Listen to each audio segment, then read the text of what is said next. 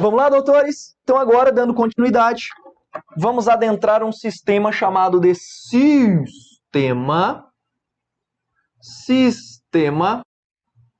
cardiovascular. E o que a gente tem que ver sobre o sistema cardiovascular? Moçada, olha a nomenclatura. Cardio. Cardio vem do quê? Coração. Vásculo vem do quê? Vaso. Eu sempre falava, cara, minhas aulas de anatomia, eu fui muito bem, cara. Eu fui um dos melhores alunos da aula de anatomia e fisiologia humana. Por quê? Porque eu sabia usar termos. Tinha gente na prova que fazia cagada porque usava termo errado. E isso, quando eu comecei a cursar direito, pessoal, eu acabei melhorando ainda mais. Porque falar termo técnico é tudo em direito. E aí, quando eu não sabia, se aquela estrutura que a professora botava lá na prova, se era uma artéria ou uma veia, eu chamava de vaso. Olha que ligeiro. Isso aqui é um vaso sanguíneo. Vaso sanguíneo pode ser uma artéria ou pode ser uma veia, porra. Né? Só que eu usava um larápio, eu usava um coringa. E esse coringa é chamado de vaso sanguíneo. Então, se você não souber se é vaso ou se é artéria, se não é veia ou se é artéria, usa vaso nessa porra. Tá? Então, vamos conversar um pouquinho a respeito do sistema cardiovascular. E já começando, eu gostaria de questionar. Doutores, o sistema cardiovascular serve para quê? Para que serve? Primeiro, não precisava nem dizer. Transporte de nutrientes, sim ou não? Sim, né? Pedro, me dá um exemplo de transporte de nutrientes. Vamos lá. O alimento cai na sua boca, vai para o seu estômago, vai para os seus intestinos e faz o quê? E são absorvidos, cai na corrente sanguínea. Quando o alimento cai na corrente sanguínea, o sistema entérico vascular manda esse alimento para o fígado e depois distribui para o corpo, que a gente chama de efeito de primeira passagem. Tudo bem? Então, quando você pega, por exemplo, a artéria entérica superior e a artéria entérica inferior, estas artérias, na verdade, a gente vai ver que isso aí se torna um sistema venoso. Né? Essas veias e essas artérias, esses vasos sanguíneos entéricos, eles acabam migrando para o fígado e quando chegava no fígado, eles sofrem um primeiro processamento. Tudo bem? Do fígado é distribuído para todo o corpo. Então isso seria um exemplo de transporte de nutrientes. Além disso, nós temos o transporte de oxigênio.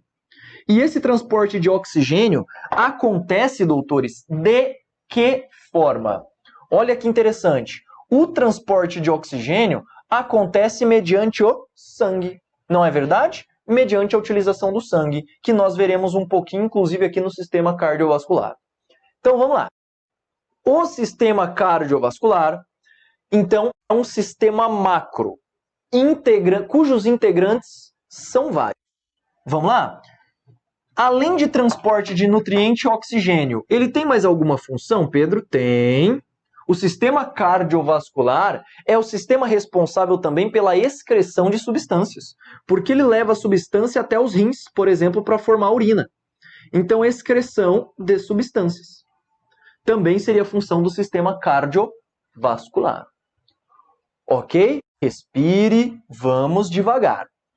Quando a gente estuda o sistema cardiovascular, moçada, antes mesmo da gente trabalhar quais são os integrantes, eu preciso falar da circulação, já que esta é a principal função dos órgãos. Olha só, em se tratando de nós humanos, o sistema cardiovascular ele pode ser direcionado para dois tipos de circulações. Então você vai afirmar que a circulação dos humanos ela é chamada de uma circulação dupla.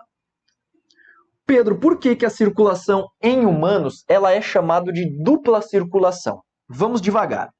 Olha só. Existe primeiramente, moçada, eu vou colocar aqui para você dois desenhos importantes. Existe basicamente um coração, olha que bonito coração. O coração tem o lado direito e tem o lado esquerdo. Não sei se você sabia. Mas quando você subdivide os lados do coração, o lado esquerdo do coração, o lado esquerdo é responsável pela circulação sistêmica. Olha que interessante, circulação sistêmica.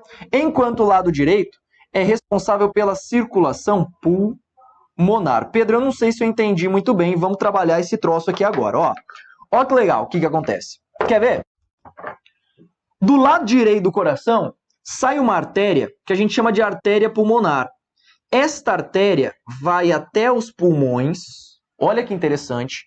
Esta artéria, ela sai aqui do ventrículo direito, tá? Ela sai aqui do ventrículo direito e ela vai até os pulmões e volta para o átrio esquerdo. Ela desemboca aqui, ó. Ela desemboca. Quando ela desemboca aqui, o ventrículo esquerdo circula o sangue para todo o corpo. E aí eu vou até mudar isso aqui, eu vou até melhorar essa coloração. Sabe por quê? Olha que interessante. Isso aqui eu vou colocar em azul. Pedro, por quê? Porque o sangue que vai para os pulmões é um sangue que vai para os pulmões com a intenção de ser oxigenado. O sangue que vem do corpo e desemboca no átrio direito, olha só, esse sangue aqui, ó, ele desemboca no átrio direito. Ele vem e fica venoso. Nossa, Pedro, mas o que é essa história de sangue arterial e sangue venoso? Repare. Na circulação, por que ela é dupla? Porque o coração, a parte direita do coração, o átrio e o ventrículo direito, eles bombeiam o sangue. Olha só, deixa eu até esquematizar isso para você aqui, ó. Na circulação pulmonar, doutores, o que a gente tem? Olha só, circulação de sangue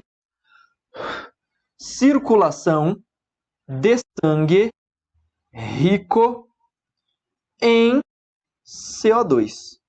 O sangue rico em CO2 nós chamamos de carbohemoglobina. Carbohemoglobina. É uma hemoglobina, nós veremos já já o que significa essa história de hemoglobina, tudo bem? Esse sangue rico em carbohemoglobina será levado até os pulmões. E aí esse sangue rico em carbohemoglobina é convertido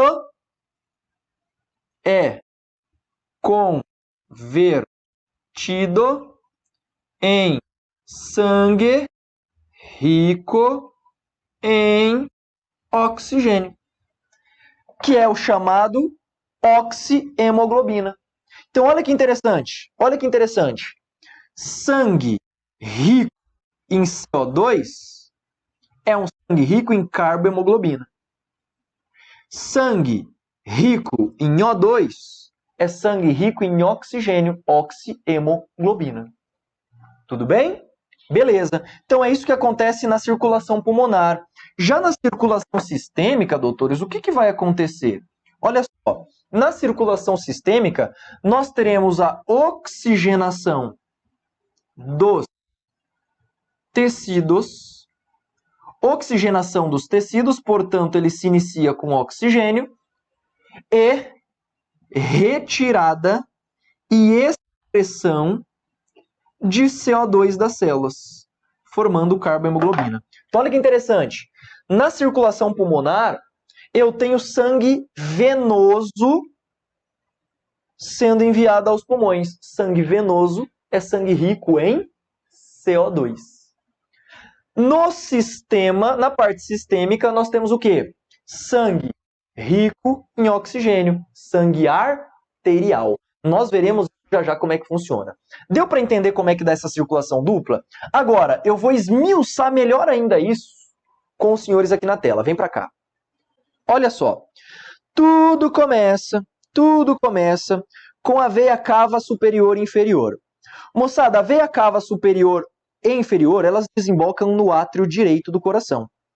No átrio direito, ela vai encontrar uma válvula tricúspide, que já já a gente vai ver, que manda o sangue para o ventrículo direito e para a válvula pulmonar e para a artéria pulmonar direita e esquerda. Doutores, a artéria pulmonar direita e esquerda, ela é uma artéria rica em sangue o quê? Venoso.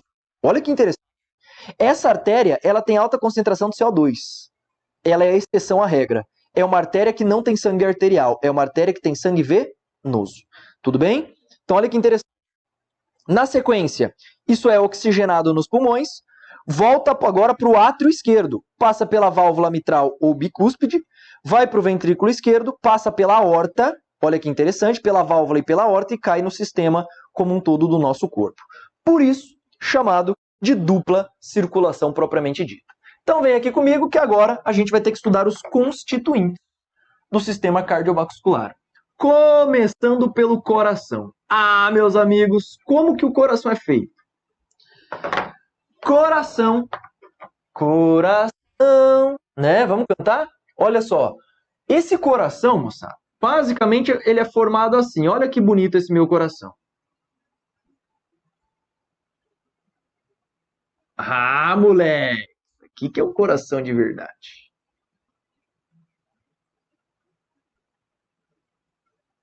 Olha só. Pedro, essa porra é um coração? É, coração não é assim não, tá, filho? Só para te avisar. O nosso coração, ele tem esta anatomia. Sendo localizado numa região chamada de mediastino, que é essa região aqui do peito. E para você saber exatamente onde está seu coração, coloque a palma das mãos sobre o osso externo e a extremidade desse dedo sobre o seu mamilo. É onde ele se encontra. O coração, então, fica nesta posição, no mamilo esquerdo. Tá, filho? Tá, Pedro, mas eu tenho um peito grande, meu mamilo tá lá embaixo. Cara, não vai estar lá embaixo o coração tá aqui na frente. Tá? Então, olha que interessante. O coração fica literalmente voltado um pouquinho aqui para a esquerda.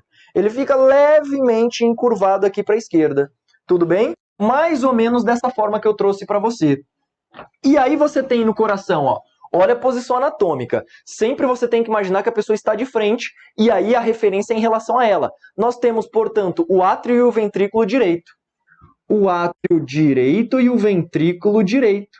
E existe o átrio esquerdo e o ventrículo esquerdo. Tudo bem?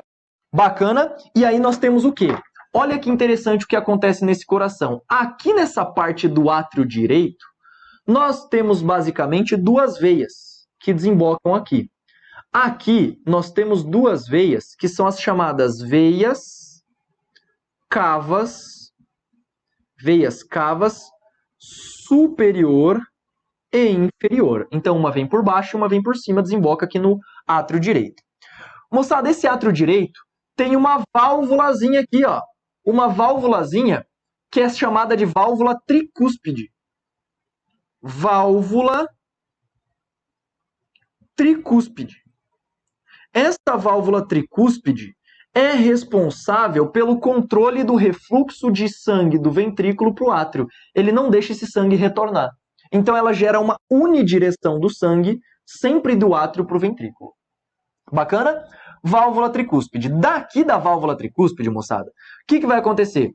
Lá atrás do ventrículo, lá do lado de trás do coração, sai uma artériazinha que a gente chama de artéria pulmonar. E essa artéria pulmonar, ela será controlada pela válvula pulmonar.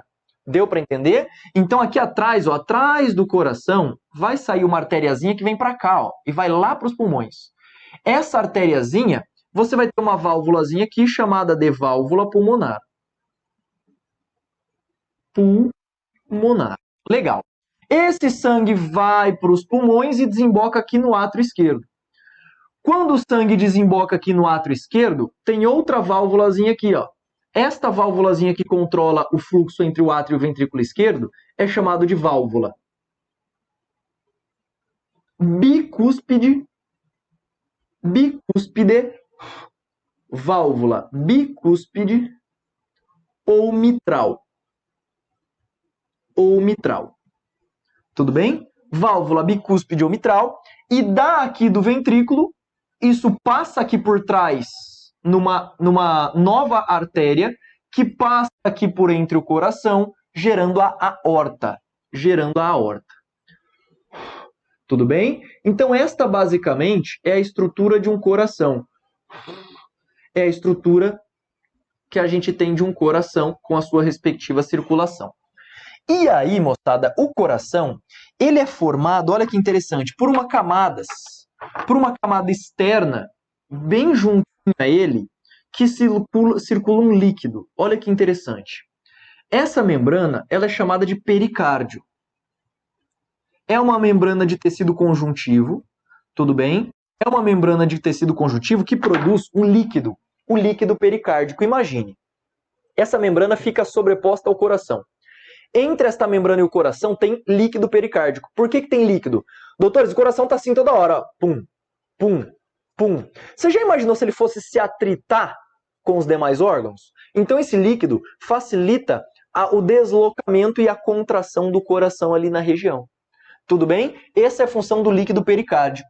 Mais internamente nós temos o miocárdio, que é a parte relacionada à musculatura do coração, que você já sabe que é músculo estriado cardíaco. E internamente existe o endocárdio, que é uma membrana de revestimento desse coração, chamada de endocárdio, inclusive responsável pela produção de alguns hormônios aí propriamente ditos. Tudo bem? Deu para entender? Então, um coração basicamente é formado por essas estruturas que você tem que tomar cuidado. Depois, 2 pontos importantes.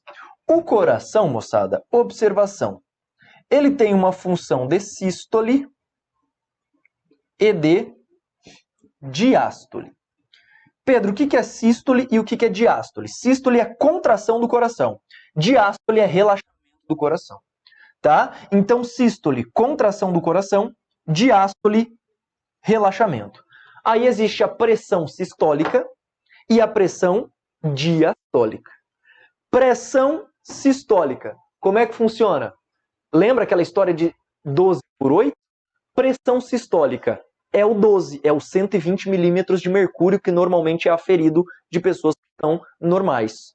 Então, a pressão de contração do coração, a pressão de contração será chamada de pressão sistólica. É o primeiro fator na hora de você ver a pressão. E a pressão diastólica, que inclusive é sempre uma pressão menor, menos intensa, é a pressão diastólica, é a pressão que é a segunda parte aferida. Não tem 12 por 8, 120 por 80 milímetros de mercúrio. Então, essa é assim que se afere a pressão, basicamente, doutores, com esfigmomanômetro, tá? Então, falamos do coração. Essa é a primeira estrutura integrante ou integrativa do sistema cardiovascular. Ok? Claro que nós não vamos falar de farmacologia e fisiologia aplicada ao coração agora, tá? Cuidado, nós teremos que ver isso lá na frente no sistema endócrino. Aí a gente conversa sobre um pouquinho, tá? Falamos do coração. Doutores, depois do coração, eu tenho que trabalhar com você as chamadas artérias e veias. Vamos lá? Vamos conversar agora a respeito dos vasos sanguíneos. E os vasos sanguíneos se subdividem em 2. Artérias e nós temos também as veias. Olha a nomenclatura, artéria e veia. Artéria, como regra,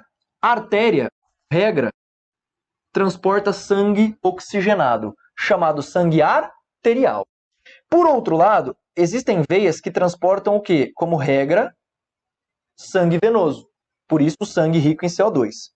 Só que tem exceção a essa regra? Pedro, tem. E aí você vai colocar assim, ó. As artérias pulmonares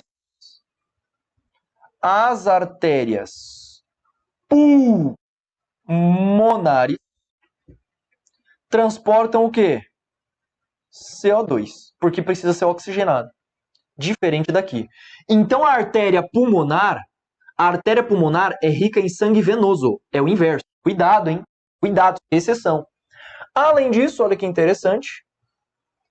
Existem veias que você vai chamar de veias pulmonares. As veias pulmonares são ricas em quê? São ricas em oxigênio. Então é uma exceção à regra também. Deu para entender? Cuidado, hein? Muito cuidado com isso aqui. Então vamos lá. As artérias são vasos sanguíneos ricos em oxigênio que têm o seguinte sentido. Do coração, elas transportam sangue do coração para o corpo humano. Sempre é esse o sentido. A artéria sempre trabalha do coração para o corpo, enquanto as veias sempre trabalham do corpo para o coração. Sempre, galera. Sempre, sempre, sempre. Então, olha que interessante. As veias sempre trabalham do corpo para o coração. E se as artérias vão do coração para o corpo, as artérias começam grossas e vão o quê?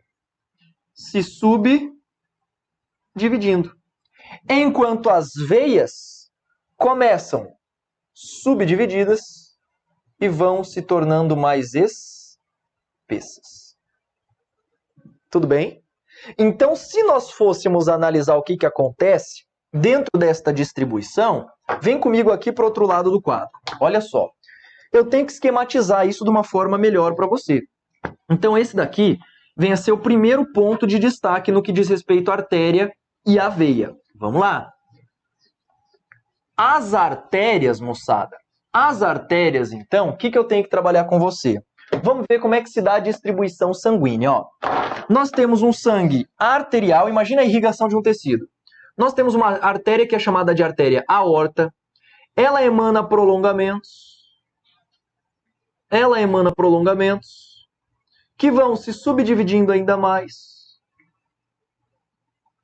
Então, nós temos aqui as artérias, aqui nós teremos as arteríolas. Até que as arteríolas se transformam em vasos super pequenininhos, moçada. Super pequenininhos. Que nós chamaremos de capilares. Olha só. Que nós chamaremos de capilares. Então, olha os capilarizinhos aqui, ó, super pequenininhos. Estima-se, moçada, que se a gente ligar todos os capilares do corpo humano, dá para dar 2 voltas na Terra. Olha o tanto de capilar que nós temos. Se você juntar um no outro, dá para dar 2 voltas na Terra. É muita coisa, né? Então, capilares. E dali começa, portanto, a se desramificar. Então, isso começa a migrar, não é? Começa a migrar como, Pedro? Olha só. Aí você vai ter uma estrutura aqui, uma segunda estrutura aqui, que vai se tornar uma estrutura grandona lá. Então, olha só. Das arteríolas, nós formamos as vênulas e, por fim, as veias. Vênulas e, por fim, as veias. Então, vamos lá. Existem as artérias, que viram as arteríolas, que viram capilares, que depois retornam em vênulas e, por fim, as veias. Olha que legal. Esse seria o esquemazinho que você deve se lembrar do transporte de sangue para os tecidos. Pedro, mas como é que eu diferencio umas artérias das veias? Moçada, as artérias são vasos. Deixa eu esquematizar um vaso arterial para você. Um vaso arterial é um vaso que tem uma camada de células chamada de endotélio, tá? Existe uma camada de células única, inclusive é o epitélio simples pavimentoso, que são as células dos capilares, por exemplo. Esse primeiro grupamento de células aqui, moçada, é chamada de endotélio. Endotélio é a primeira camada dos vasos propriamente ditos. Endotélio. Essa camada endotelial, em se tratando das artérias, ela será circundada por um tecido conjuntivo. Olha só. Ela é circundada por um tecido conjuntivo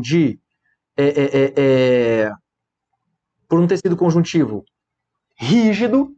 E entre esse tecido conjuntivo rígido, existe muita proteína elástica. Elastina. Muita proteína elástica. Pedro, por que a artéria tem tanta proteína elástica? Adivinha.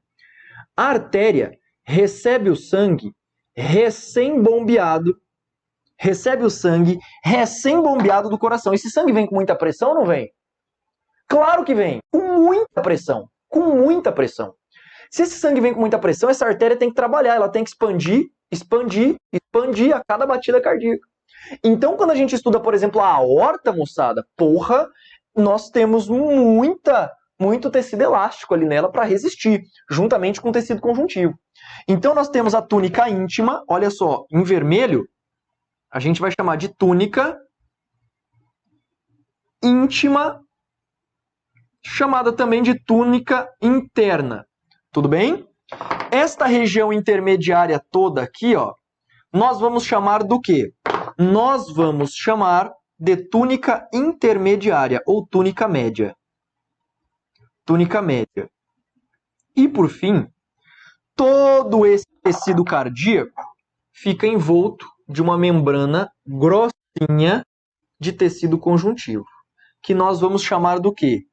De túnica adventícia. De túnica adventícia. Adventícia. É isso o que acontece com as artérias. Pedro, e as veias? Pois é, quando a gente estuda as veias, moçada, nós também temos uma camada endotelial. Olha o endotélio, que bonitinho. As células todas posicionadas aqui. Só que a diferença dos vasos do tipo artéria para as veias é que essa túnica média, moçada, ela é muito menos espessa e ela apresenta pouquíssima elastina. Ela só apresenta basicamente tecido conjuntivo. Olha que interessante, só tem tecido conjuntivo, Pedro? Só tecido conjuntivo. Então, olha só tecido conjuntivo e ela será envolta pela adventícia aqui, ó. Então, nós temos aqui a túnica média, que eu inverti, né? Botei em preto aqui para você. E nós temos em azul a túnica adventícia e, por fim, a túnica íntima. Só que qual que é a diferença? Moçada, vaso sanguíneo, se você cortar ele longitudinalmente, olha um vaso sanguíneo aqui, ó. Você percebe que um vaso sanguíneo tem uma estrutura que a gente chama assim, ó. Essa estrutura, ela forma um fecho aqui, ó, de retorno venoso. Em veias, e só em veias, nós temos o quê? Válvulas. E estas válvulas impedem o retorno de sangue ali para o local que estava, gerando um fluxo unidirecional do sangue. Doutores, só as veias possuem válvulas, tudo bem? Só as veias é quem possui válvulas. Artérias não possuem válvulas. Tudo bem? Claro que isso está muito bem esquematizado ali no material. E essas células endoteliais que formam a túnica íntima, pode até chamar endotélio, tá? Endotélio é uma camada de células da túnica íntima. Pode anotar isso no seu caderno se você quiser aí também. E moçada, para nós fecharmos, trabalhamos, portanto, o vaso sanguíneo. E agora eu quero fechar com você o quê? O sangue. Pedro, a gente vai estudar o sangue agora? Vai. Só que o sangue é rapidinho. O sangue é tranquilo da gente bater. Vamos ver o que é o sangue? Vamos estudar o sangue? Doutores, o que porra é o sangue? Fala pra mim, o que é o sangue? O sangue é um órgão ou o sangue é um tecido? Ah, meus amigos, o sangue é um tecido. Olha só, o sangue ele é considerado um tecido. Onde o sangue é produzido mesmo? Medula óssea vermelha, lá nas epífises de ossos longos. Lembra que a gente conversou? Pois é, tá aí. Então o sangue, moçada, ele pode ser subdividido em duas grandes partes. Uma parte que nós chamamos de parte líquida, rica em proteínas e água, não é verdade? Essa parte líquida você vai chamar de plasma, tudo bem? Você vai chamar de plasma. E existe a parte que a gente chama de elementos figurados. O que são, Pedro? Os elementos figurados. Chamado também de parte celular.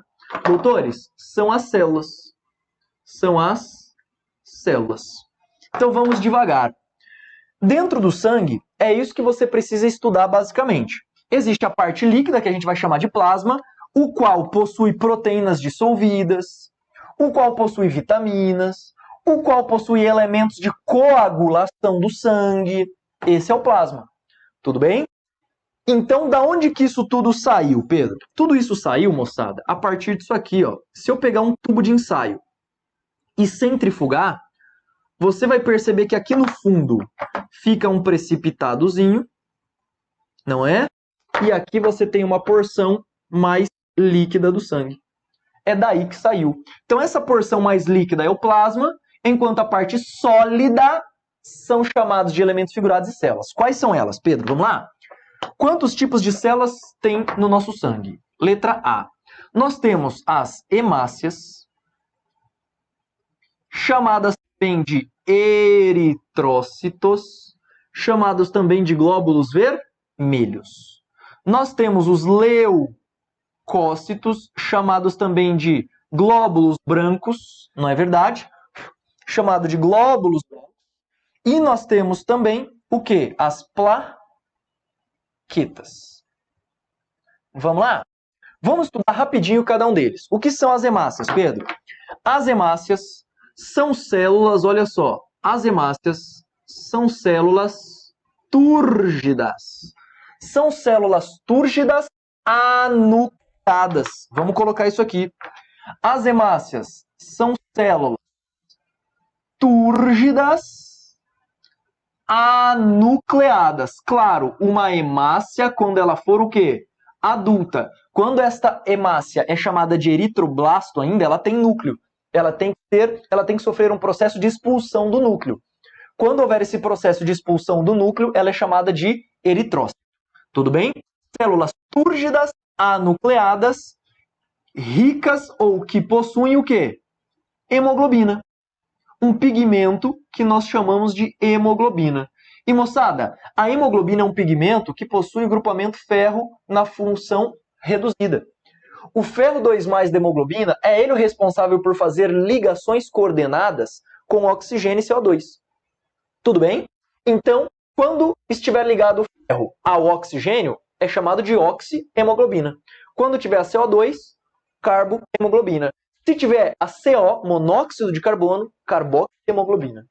Tudo bem? Então, cuidado em relação a essas nomenclaturas. Isto são as hemácias, são elas quem efetivamente transportam oxigênio para os tecidos. Esse é o ponto mais importante.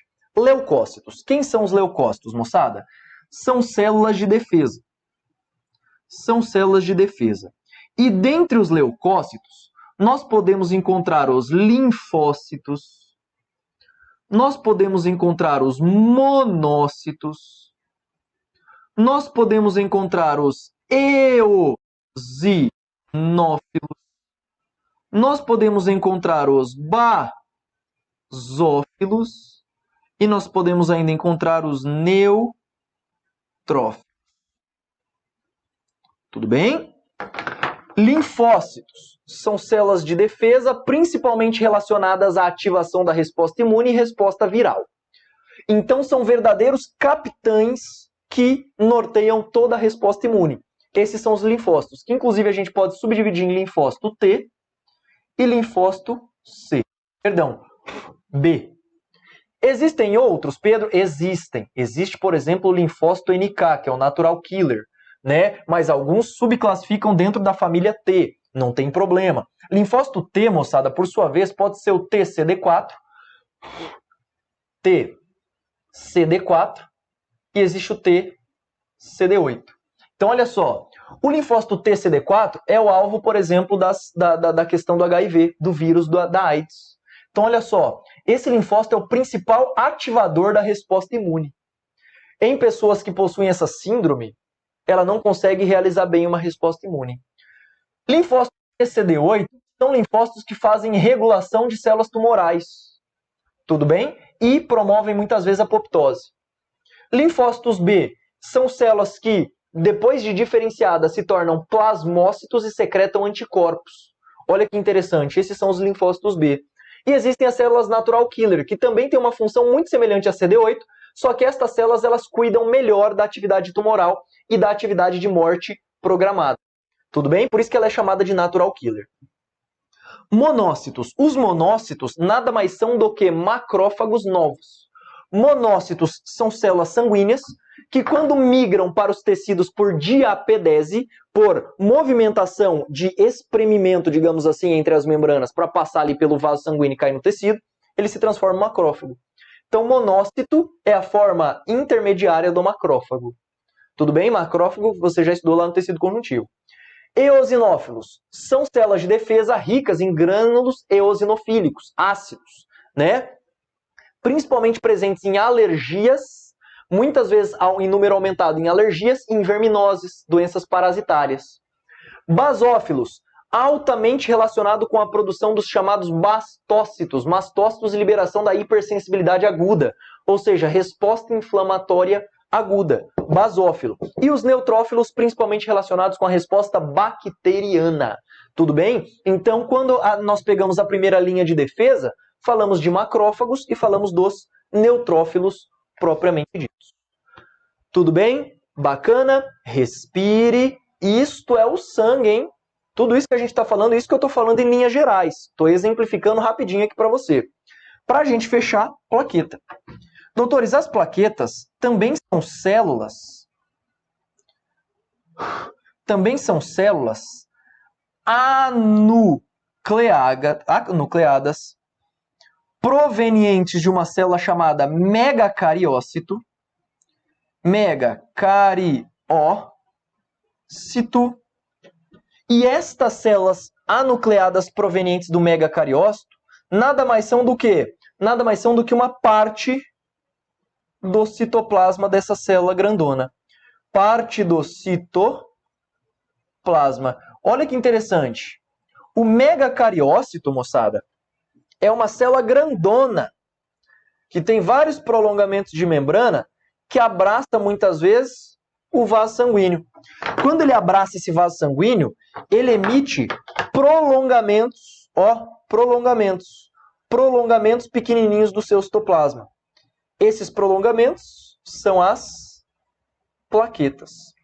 E fala para mim, as plaquetas estão mais relacionadas a quê no nosso corpo? Coagulação sanguínea. Coagulação sanguínea. Basicamente, esta vem a ser a função das plaquetas propriamente ditas. Doutores, então trabalhamos todo o sistema cardiovascular com as suas respectivas peculiaridades. Só para nós fecharmos, eu quero trazer para você algumas informações ainda do coração. Meus amigos, o coração, ele tem uma capacidade autoestimulatória. O coração por si só, ele é capaz de gerar potencial, ele é capaz de bater sozinho.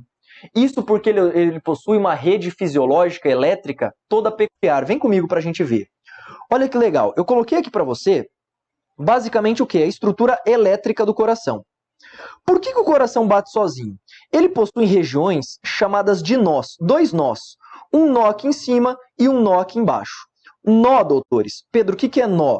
Nó é nada mais do que um agrupamento de neurônios. Agrupamento de neurônios. E esses neurônios aqui são neurônios autoestimulatórios. São neurônios autoestimulatórios. E aí, olha que legal. Esses neurônios que são capacidades de liberar automaticamente um impulso nervoso, ele libera esse impulso e olha que legal. Esse impulso vem todo aqui para o átrio e cai no nó atrioventricular. Então nós temos o nó sinusal, libera o impulso, passa por todo o átrio e cai no nó atrioventricular. O nó atrioventricular libera outro impulso que vem tudo para cá. Desce para, olha a nomenclatura, hein? Desce para o feixe de His e depois se ramifica para as fibras de Purkinje, que são essas fibrazinhas ramificadas nos ventrículos cardíacos aqui. Olha que interessante. Deu para entender? Então essa estrutura autoexcitativa, digamos assim, do coração, se dá justamente por causa desses nós, essas estruturas neuronais autoestimulatórias, que a gente chama genericamente de potencial marca-passo. Tudo bem? Potencial, opa, volta aqui comigo, marca-passo. Ficou curtinho aqui, né? Potencial marca-passo. Moçada, agora sim, acabamos de finalizar pelo menos uma boa noção daquilo que nós entendemos como sistema cardiovascular.